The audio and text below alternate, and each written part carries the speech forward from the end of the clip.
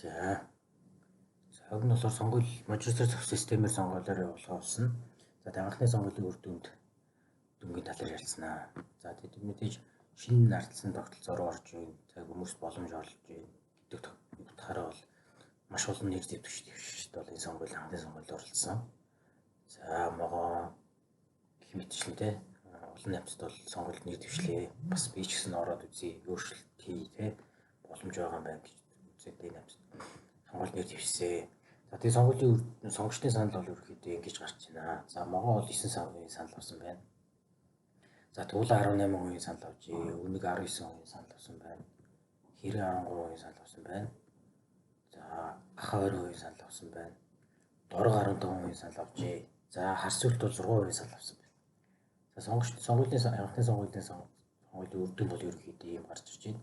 За тийм сонгуулийн мажоритар тогтолцооны дүрм ёсоор бол ерөөхдөө Гахаа бол ялж байна энэ сонгуульд. За тэгэхээр Гахаа бол эх 4 жилд ч юм уу те тогтцоо хугацаанд бол энэ тал нутгийг за дархан цааст газрыг бол захирнаа гэсэн. За энэ хэрэг энгийн байна. За мэдээж энэ бол харьцангуй энгийн дүрм байна те. Хамгийн их санал авсан нь ялдаг. Энэ дүрм бол маш ойлгомжтой. Сонгож байгаа амьтч ойлгомжтой байна. За тийм байна. За энэ дээр нь асуудал байна уу? Асуудал ямар асуудал байгаа бол за асуудлыг бол дараагийн бичлэгээс хэдүүлээ. Өөрчлөлөөд үзье.